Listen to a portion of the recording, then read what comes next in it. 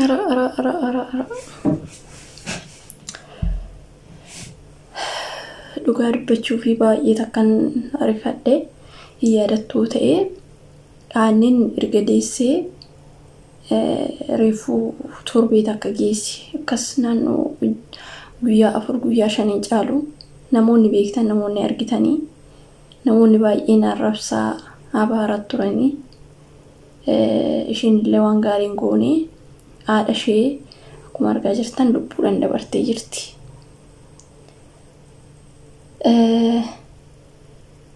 beektanii yeroo tokko dallansuun namaatis waaqasis shaggaa miti nama baay'eetitti aaree abaaraa ture arqammoo du'aan haadha ishee dhabdee jedhanii ani dura waan mashiin jaalanneef namoonni baay'ee yeroo baay'eetti duulu akkas se'een ture garuu gafaa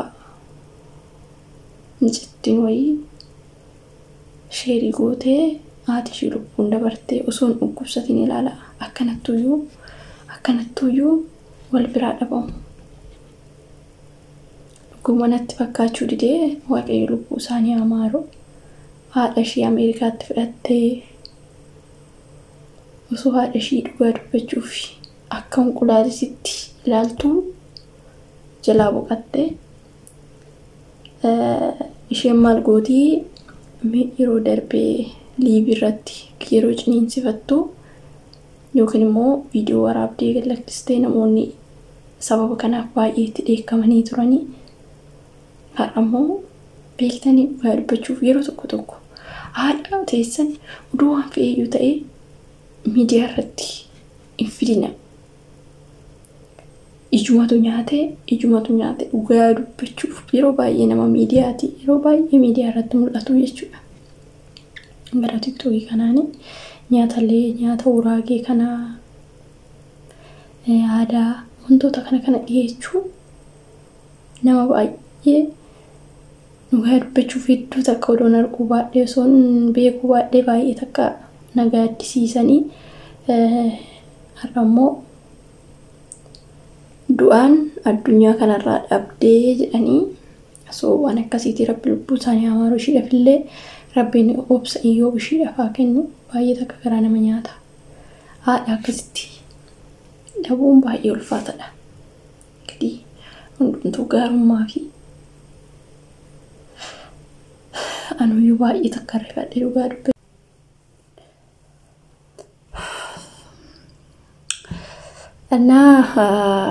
Dhugaa dubbachuuf waan baay'eetu kun nama gaddisiisudha. Jirraa sobaa har'a jiraannee fi boruu jiraannee hin beeknu. Kanumaa fi kan namni wal dhabee wal lolee wal nyaatu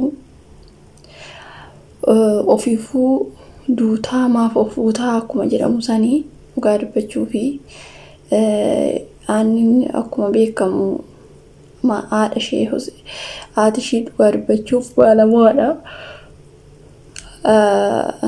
Namoota dhadhaa qopheessuu biyya san keessatti jechuudha wantoota nyaata adda addaa nyaata biyya ishee habashaa waan jiraniif achitti nama qopheessituudha.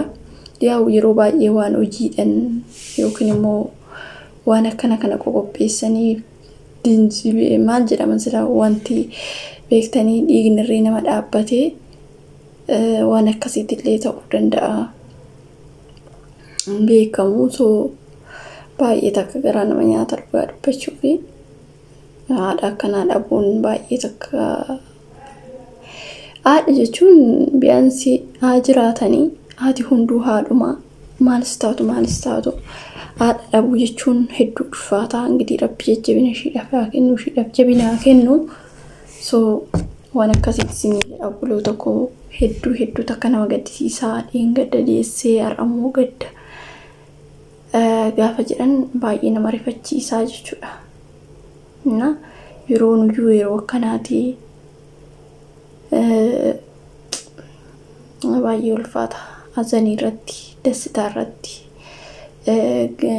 gammachuu irratti gaddi ta'ee በጣም ከባድ እና waan akkanaati jira dhugaa dubbachuuf maatii keessan yeroo baay'ee gaafa lubbuudhaan jirtu haati keessanii yeroo hundumaayyuu hirkoo taatanii fi haadha keessan san gammachiisuuf hanga lubbuudhaan jiranitti eenyumaayyuu haa ta'u dhugaa dubbachuuf nama guddaa gaafa argitanii haadha nama hundaati. Haadha jechuun haadha nama hundaati ni beektu. So agaraattiin jabaatinaa isin jechuu barbaadatan dhugaa dubbachuuf. Amma haadha tokkotu biyya Dubaay kana dhufe ijoollee 4 nama guddoodha beektanii madaamillee hojii nama guddaa hin barbaadu jettee na diddee nuyi hojjisiisu nama guddaa jettee na diddee jettee baasanii karaatti gatanii jechuudha. Na kanatu jira gammachuu irratti gaddi kanaaf rabbi jajjabina ishiidhaaf yaa kennu ishiidhaaf illee hedduu takka nama gaddisiisa dhugaa dubbachuu fi wanta namatti illee dubbachuudhaaf illee ulfaatudha. Dhugaa dubbachuuf hedduu takka ulfaata. Odoo haadha ishee kana tasa kan ishiin boqotti jedhan dhugaa dubbachuuf dhukkubsattee osoo hin taane akka tasaa dimbizaatiisa jedhamu san qabu natti fakkaata. Ishiillee yaamtee ishiin dhaqqabuu diddee anuma kuftee argamte jedhanii yaa ishiin haadhuma yaamteettee zim jechuu dandeessi. Araasi dhallee akkuma argitan gadda kan deesse dhugaa dubbachuuf yeroo tokko hin beektanii namillee miidiyaa kanatti irree namni hirri namatti jedhuun shaggamti waan hin taane irra nama buusa. Dhugaa dubbachuuf waan gaarii hojjedha. Amma ishiin waan gaarii hin hojjenne dhugaa dubbachuu fi miidiyaa irratti akka ciniinsu biyaansi namni dhukkateetu eenyu jedha. Ishiin gana miidiyaa irratti baay'ee namni itti dellanee baay'ee tokko namni ishii abaaree baay'ee tokko dhugaa dubbachuuf dubartiin akkanaa bataam itti siyaas xallaadha. Garuummoo haadha akkanaatirraa dhalattee akkanan taatu. Gin beektanii gizee takka dhugaa dubbachuu fi ilmoon akka haadhaa hin taatu. Haati nama cawaadha biyaansi. Hedduu takka nama cawaa. Kanaaf maal jedhee tasinitti himaa. Waan akkasiitti jira buluu tokko rabbi lubbuu isaanii amaaruu hedduu takka nama gaddisiisa. Gaddaan obbiraa dhabdeetii jirti. Haadha ishii akkanatti kan jaallattu akka dhugaa dubbachuuf haamilee namatti godhu erga haadha ishii bira dhuftee erga haadha ishii karaa Ameerikaatti fudhattee ijoollee 2 godhattee haadha ishii wajjin yeroo baay'ee miidiyaa irratti fiddee waa hedduutu jira. Amma gaafa haadha ishii kana dhabdu hedduu takka dhugaa dubbachuun maal akka itti dhaga'ame hin beeku. Baay'ee nama gaddisiisa. Gin nama biraatiyyuu beektanii nama hundumaaf rabbii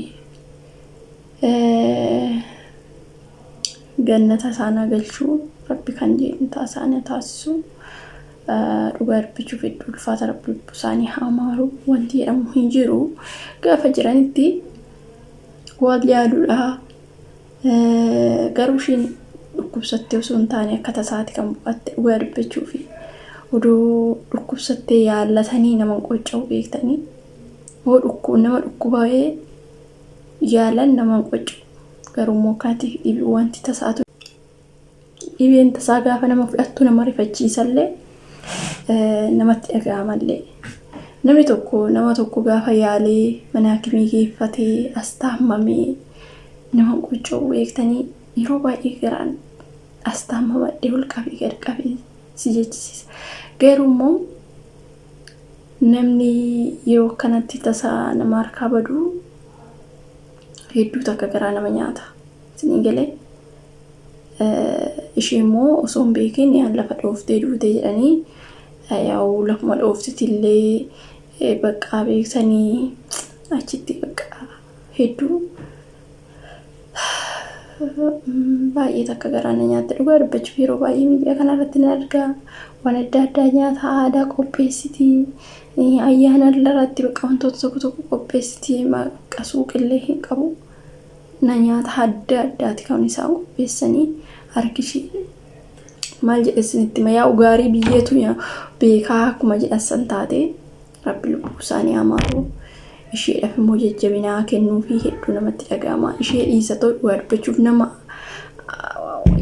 isa qaaman beekan namni miidiyaa irratti isaan beeku hedduu takgadde kanaafuu waan akkasiitii rabbi lubbuu isaanii amaaru mirga qulqulloota isaanii dhaabuu turtii gaarii qabaadha nagaan naa tura.